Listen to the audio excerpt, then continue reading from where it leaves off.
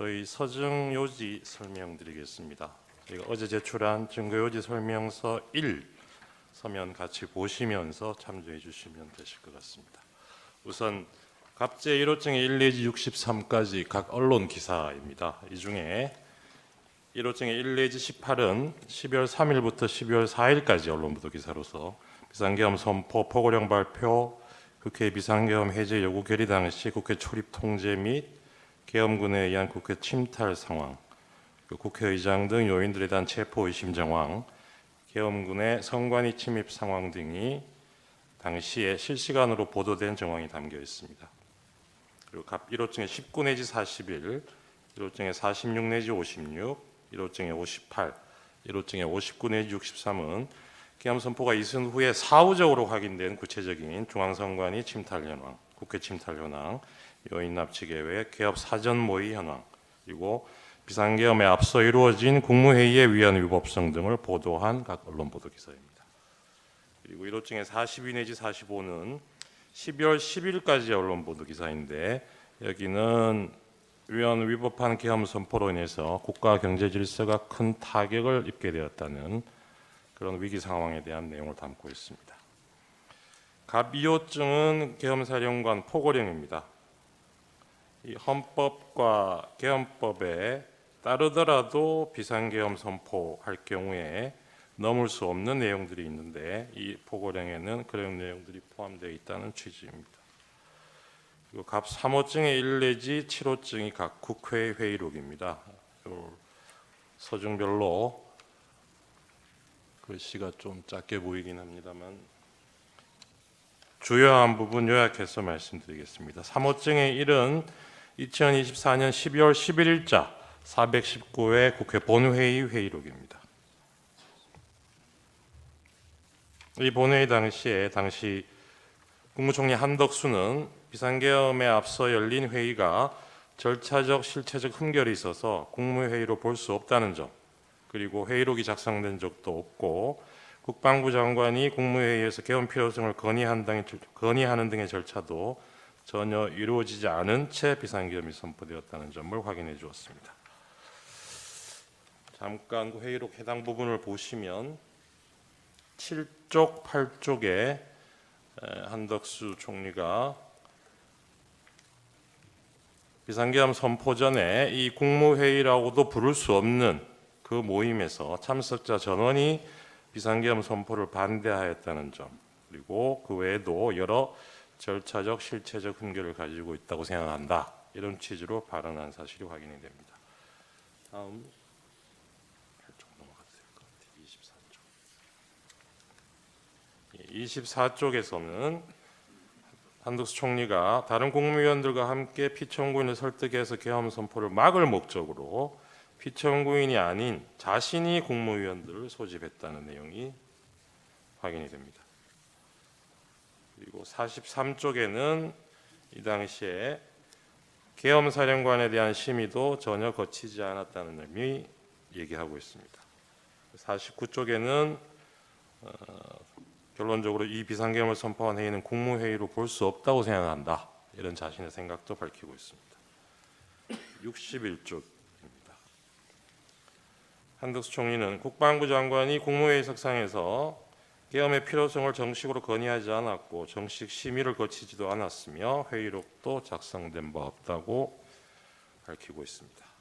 다음 갑 3호증의 2입니다. 12월 13일자 제419회 국회 본회의 회의록입니다.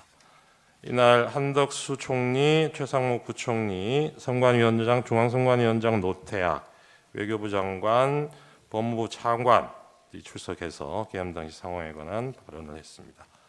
여기서 중앙선관위원장 노태악은 계엄군의 선관위 무단 점거, 서버 탈취 시도가 위헌 위법 반응에 해당한다는 점이 명백하다고 진술을 해줬고 선관위 시스템상 부정선거가 불가능하다는 점도 확인을 해주었습니다. 그리고 외교부 장관 조태열은 비상계엄 선포 전에 피청구인으로부터 재외공간 관련 이런 단어가 포함된 3, 4줄 정도의 내용이 기재된 쪽지를 받았다는 얘기가 있고, 그리고 경제부총리 최상목은 재정자금 유동성 확보를 잘 하라는 취지가 적힌 종이를 건네받았다는 점을 진술을 했습니다.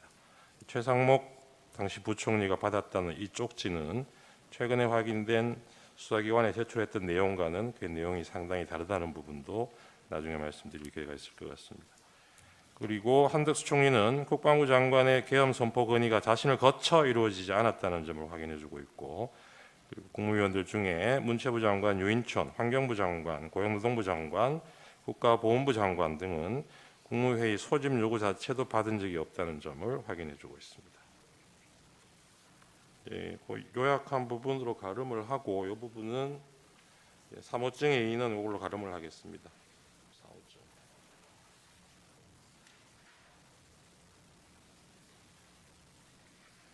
사호증의 1 내지 4는 국회 국방위원회 회의록입니다. 사호증의 1은 2024년 9월 2일자 국회 국방위원회 회의록인데요. 이날은 당시 국방부 장관 후보자였던 김영현에 대한 인사청문회가 열린 날입니다. 이 자리에서 김영현은 국민이 계엄을 용납하지 않고 군도 따르지 않을 것이다. 계엄 문제는 시대적으로 맞지 않다. 지금 이 상황에 계엄이 통하지 않을 것이다. 이러한 취지로 당시 이 계엄 의혹을 제기한 야당 의원들에 대한 질문에 대해서 이 비상계엄에 대해서 자신은 이렇게 생각한다는 인식 내용을 보여주었습니다. 그 내용 간단하게 지금 실문 화상기에서 확인하실 수 있습니다. 57쪽에도 같은 취지의 내용이 있습니다. 다음 사호증의 2입니다. 2024년 12월 5일자 비상계엄 이틀 후에 열렸던 국방위원회 회의록입니다. 이 자리에 계엄사령관, 군참모총장 박안수, 국방부 차관, 현재 장관 직무대행을 하고 있는 김선호, 그리고 국방부 기획관리관 등이 출석을 해서 계엄 당시의 상황에 관해서 진술을 했습니다. 이 자리에서 국군참모총장 박안수는 포고령을 비상계엄 선포된 이후인 10시 30분부터 11시 사이에 처음 받고 김영현 장관으로부터 건네받았다는 점, 그리고 자신이 계엄사령관이 된 후에 특전사령관, 방척사령관, 수방사령관, 경찰청장과 여러 차례 통화한 사실을 진술하고 있습니다.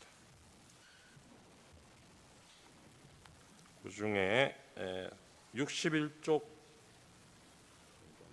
보시면 이때 박안수가 12월 3일 오후 11시 30분경에 경찰청장 조지호에게 전화통화로 포고령 1항에 관해서 설명을 하면서 지시한 사실을 인정하고 있습니다. 다음 사호증의 3입니다. 12월 10일자 국회 국방위원회 회의록. 이날은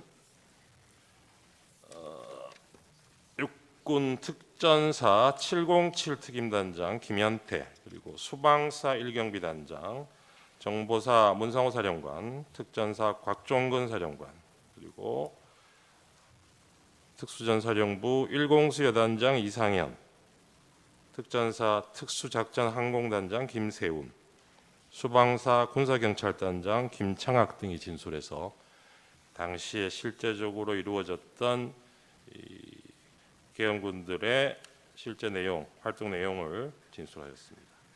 그중에 주요한 부분을 보면 곽종근은 피청구인인 대통령이 12월 4일 비화폰을 이용해서 자신에게 국회에 투입 중인 707 특수임무단의 이동 상황을 물어본 사실, 그리고 날이 바뀌어서 12월 4일 00시 30분부터 40분경 사이에 자신에게 다시 전화를 해서 의결 정족수가 아직 안 채워진 것 같다. 빨리 문을 부수고 들어가서 안에 있는 인원들을 끄집어내라 라고 지시한 사실. 그리고 김영현도 그 계엄 이틀 전인 12월 1일 국회, 선관위, 민주당사, 여론조사 꽃 등 6개 시설을 확보할 것을 지시한 사실을 진술한 바 있습니다.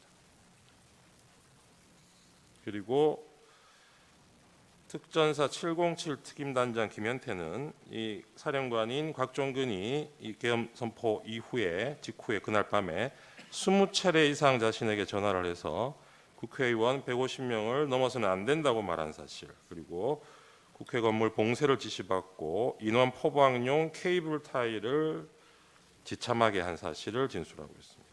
그리고 1공수회 단장 이상현은 곽정근으로부터 상부로부터 문을 부수고 들어가서 국회의원들을 끄집어내라, 안 되면 전기라도 끊어라 라는 지시를 받았다면서 그 지시를 자신에게 하다라는 내용을 확인해주고 있습니다. 그리고 국군 방첩사령부 수사단장 김대우는 그 사령관 여인영이 자신에게 지하 1층 벙커, 여기 지하 1층은 아마 수방사를 얘기하는 것 같습니다.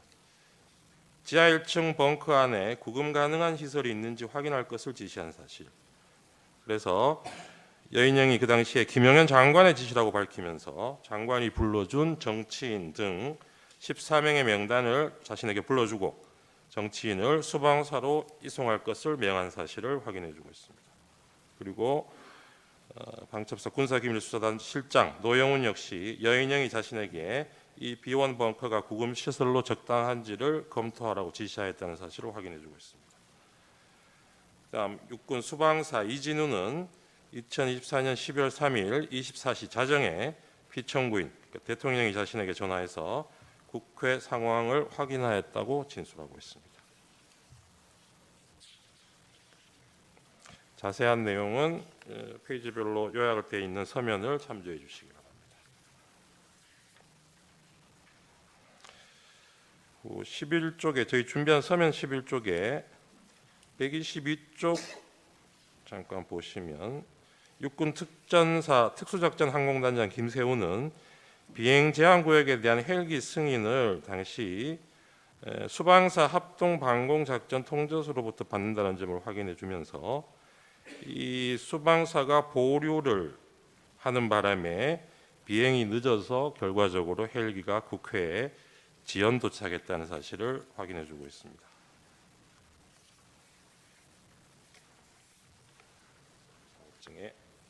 4로 넘어가겠습니다.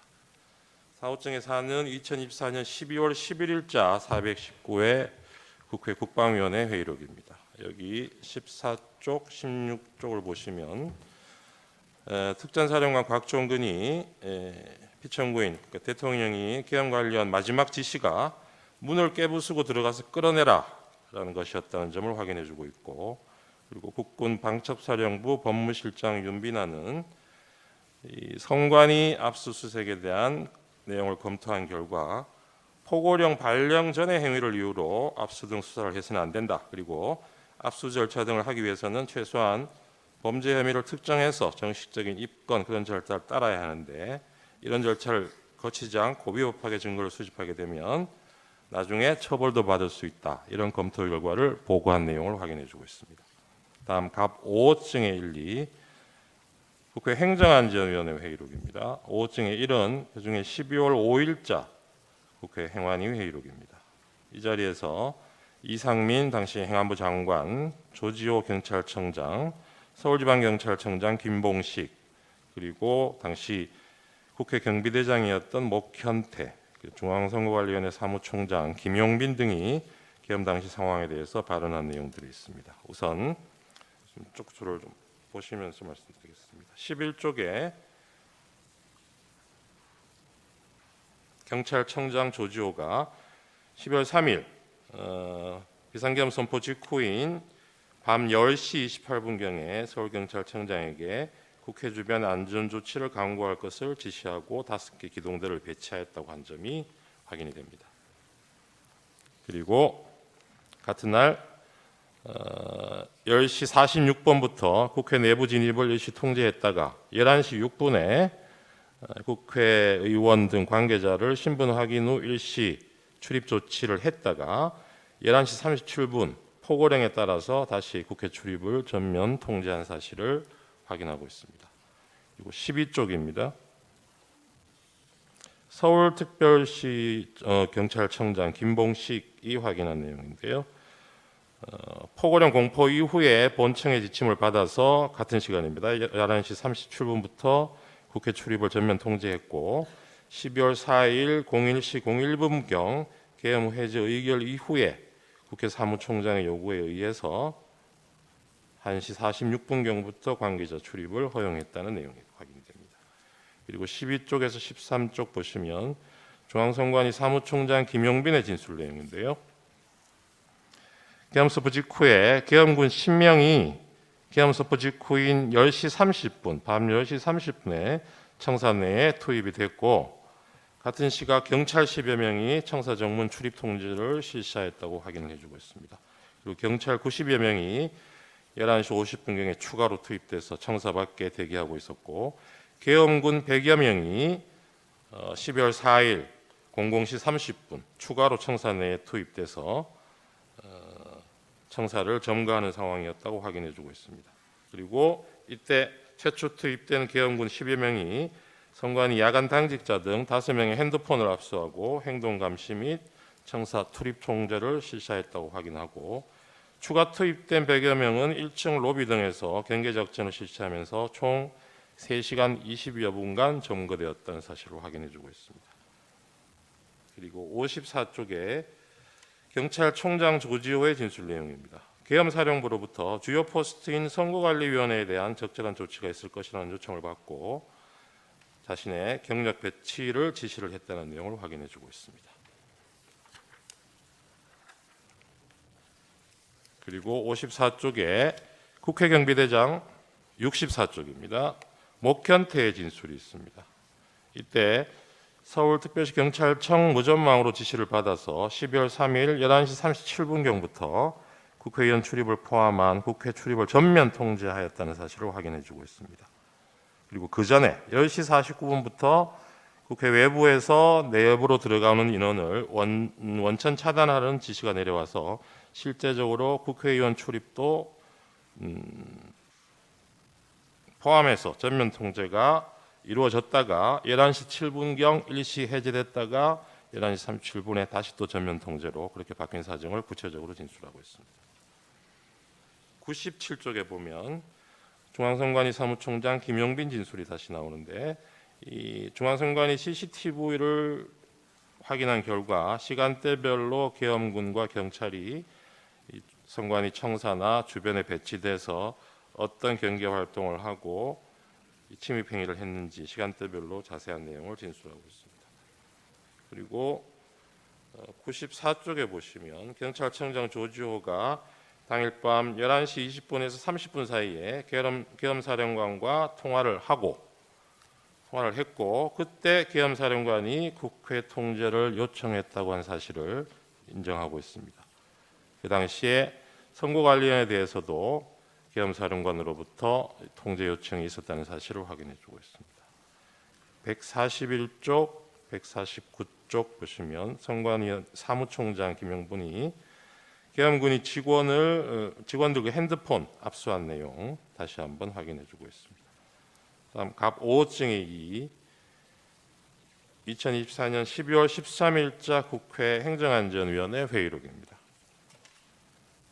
이날 서울특별시 경찰청의 차장, 지금 현재 청장을 직무대행하고 있는 최현석 차장, 그리고 경기 남부경찰청장 김준영, 서울특별시 경찰청 경비부장, 그리고 경비안전계장 등이 당시의 상황에 대해서 진술한 내용이 담겨 있습니다. 이 자리에서 주진우, 최창복 등은 비상계엄 당시의 국회 통제 상황을 구체적으로 얘기하고 있고 경기 남부경찰청장 김준영은 경찰의 선관위 투입 사실을 확인해주고 있는데 그 주요 내용을 잠깐 보시면 8쪽에서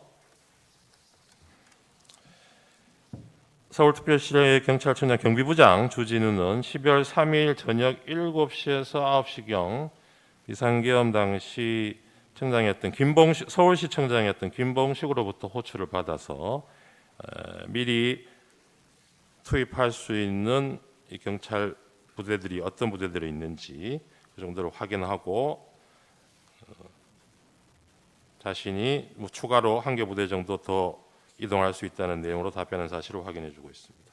그리고 12쪽에 보시면 경비안전계장 최창복도 서울특별시 경찰청장 김봉식으로부터 이 국회에서 계엄군이 와 있으면 국회 안으로 들여보낼 것을 지시받았다는 내용을 확인해주고 있습니다.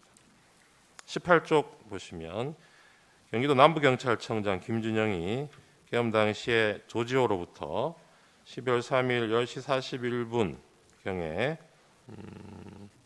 성관이 그리고 성관이 연수원에 경찰력을 배치해서 안에 있는 사람이 밖으로 나오는 것은 놔두고 진입을 통제하라는 지시를 받았다고 확인해주고 있습니다. 그리고 33쪽을 보시면 이 당시에 경찰서 차장 현재 직무대행하는 이호영이 국회 외부 통제를 위해서 경찰이 동원되었고 경찰이 계엄군 700명의 국회 내로 진입하는 것을 도왔다는 사실을 확인해주고 있습니다.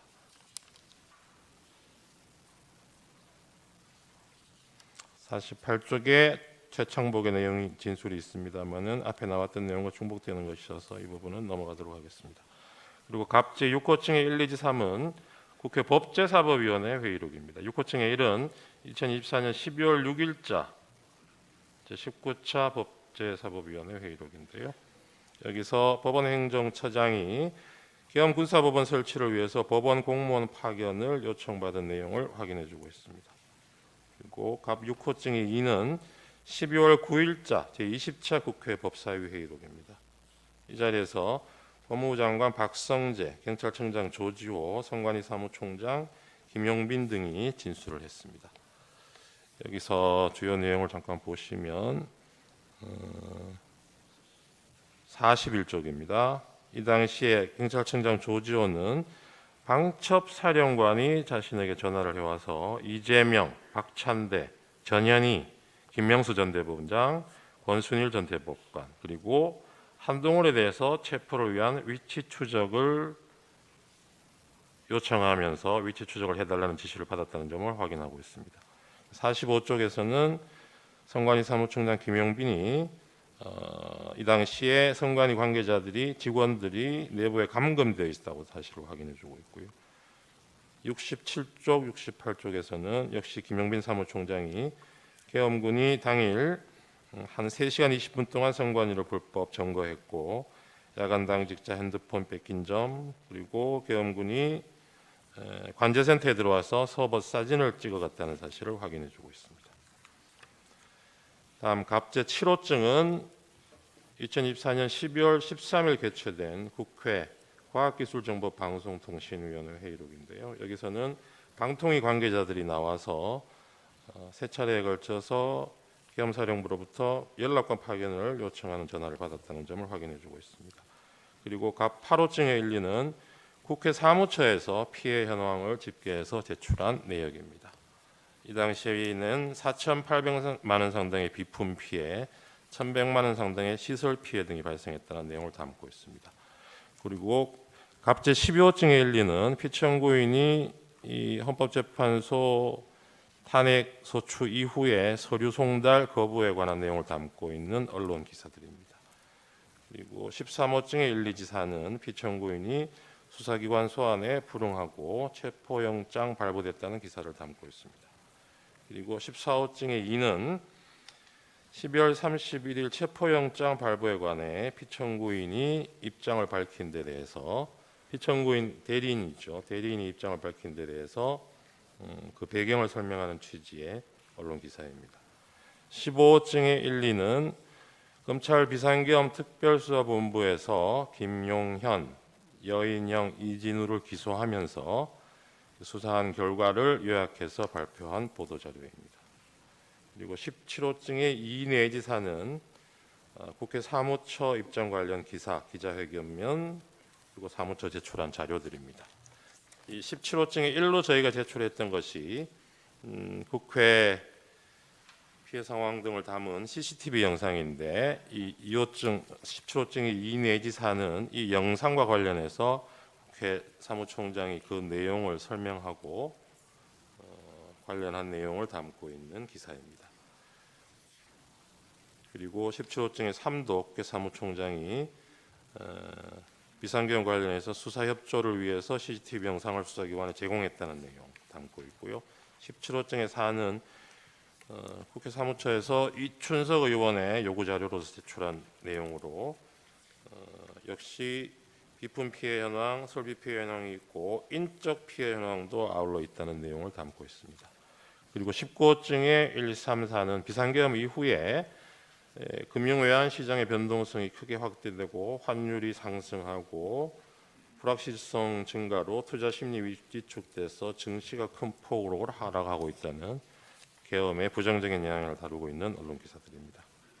그리고 갑 25증의 3 내지 5는 피청구인이 2025년 1월 1일 한남동 관저 앞에서 집회를 열고 있던 자신의 지지자들에게 전달한 새 인사와 관련해서 언론 기사 내용입니다. 그리고 갑 28호증은 2023년도에 새로 발간된 계엄 실무 편람입니다. 이 부분은 이 피청구인이 선포한 12월 3일 비상계엄이 계엄 실무 편람에서 정하고 있는 여러 절차적, 실체적 요건에도 전혀 부합하지 않는다는 것을 입증 취지로 하고 있습니다. 이상 서증 요지를 말씀드렸습니다. 예, 참고로 피청구인에게도 증거가 채택된 서정 요지, 영상 등에 대해서 마찬가지 방법으로 증거 조사 기회를 드리겠습니다. CCTV 영상에 대한 재생 방법으로 시청하도록 하겠습니다.